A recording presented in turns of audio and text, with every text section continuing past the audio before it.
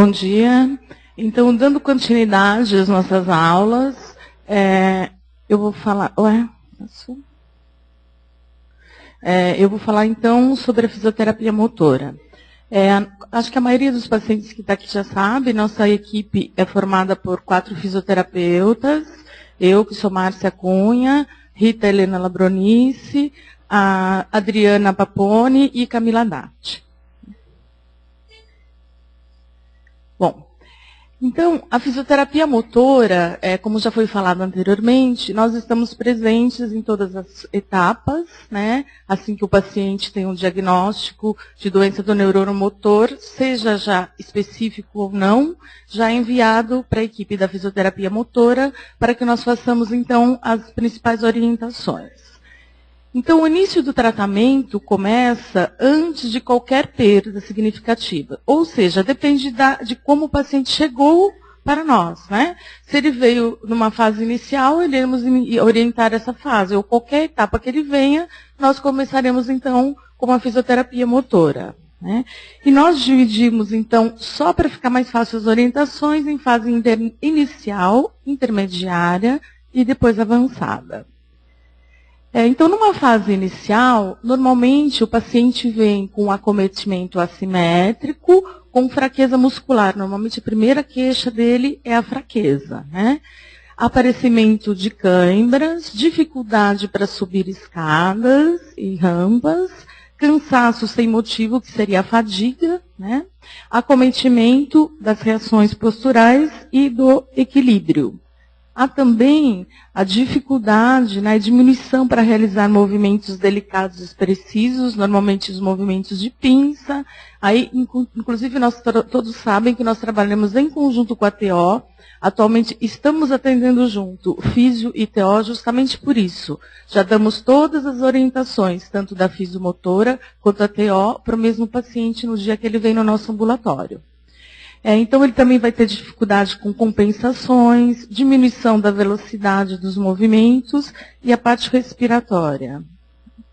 Então, nesta fase, quais são as orientações que nós damos, né?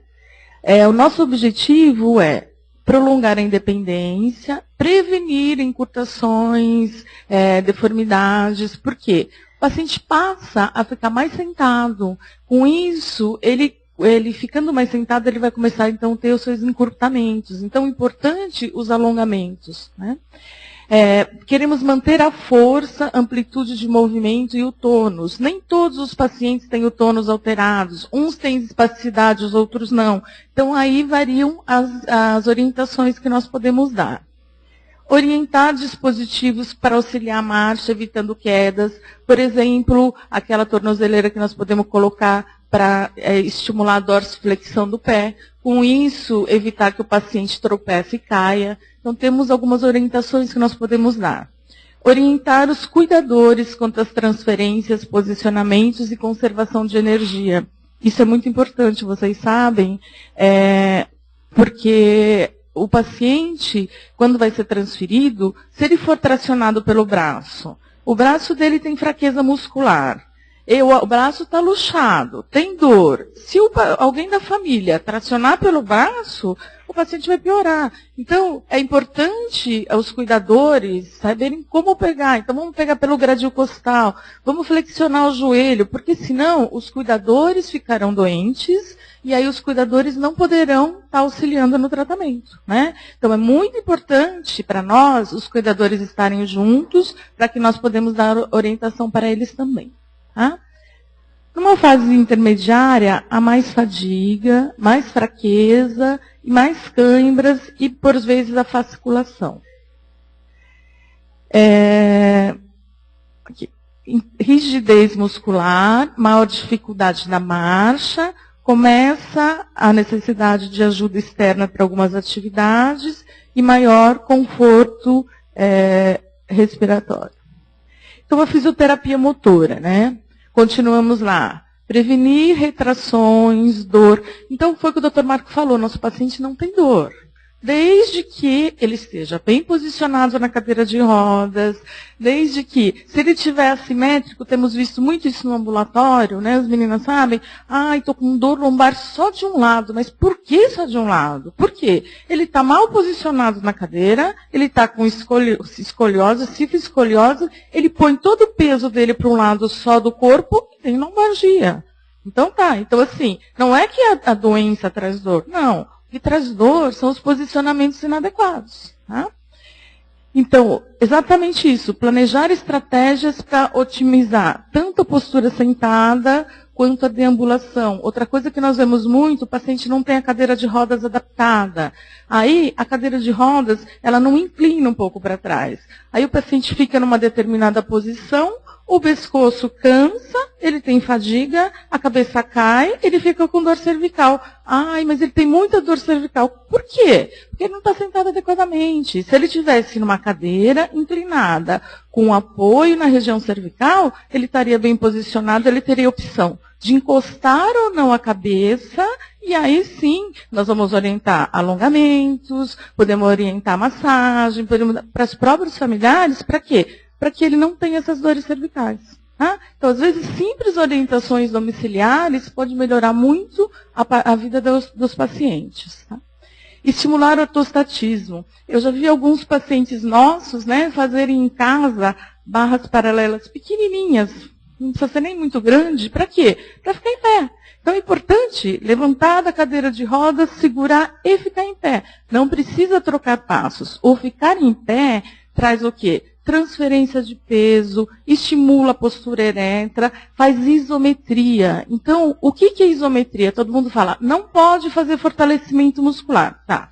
Fortalecimento muscular de academia, de atleta, é uma coisa. Fortalecimento muscular para os nossos pacientes é outra coisa, né, doutora Cari? Doutora Cari fala do personal killer.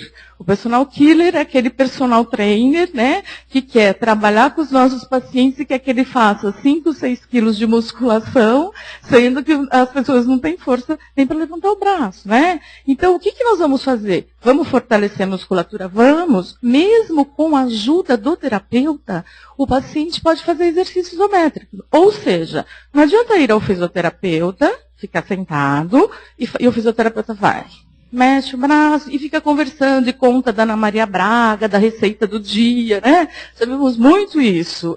E aí o fisioterapeuta vai, mais um, mais dois, e o paciente não está nem aí. Então, assim, não porque ele não quer, mas porque ele não sabe que se ele não ajudar a fazer o movimento, se ele não fizer isometria, nós não vamos ter fortalecimento muscular, né? Então, são orientações que eu acho que os próprios fisioterapeutas não têm essa formação, né? Como podemos ajudar o nosso paciente a fazer fortalecimento sem fadiga? Com isometria, exercício isométrico, contrai, então eu peço para o paciente, me auxilia, contrai, contrai, contrai, contrai, e depois soltou. Sem fazer um movimento exagerado, sem dar dor no ombro, né? Então, assim, é uma avaliação bem feita e um auxílio do terapeuta junto. Tá? E na fase mais avançada, né, a orientação domiciliar, né, do leito, transferência, fadiga, tudo visando melhorar a qualidade de vida. Na fase mais avançada, né, a gente pode ter atrofia muscular, rigidez, comprometimento respiratório, o paciente pode se tornar mais dependente, mas independente da fase que o paciente esteja, né, nós podemos prevenir a atrofia por desuso. O nosso grande problema é desuso, né? A partir do momento que o paciente tem dificuldade para andar, ele passa a ficar mais sentado. Se ele passa a ficar mais sentado, o número de contrações musculares que ele tem diminui. Diminui, vai dando atrofia. Vai dando atrofia, se esse músculo, as fibras que estão íntegras não forem estimuladas, vai atrofiando todas as fibras. A postura, como ele fica sentada, vai dando retrações. Então, independente da fase que esse paciente encontra-se, nós podemos sim alongar e estimular ativamente ou com exercício isométrico esse paciente. E o importante para nós é qualidade de vida. Em todas as etapas, que nós não podemos, eu tenho orientado muito, eu recebo pela Brela muitos pedidos de orientações. O que não pode? Os exercícios devem ser feitos em poucas repetições, para evitar fadiga, intervalos entre as séries.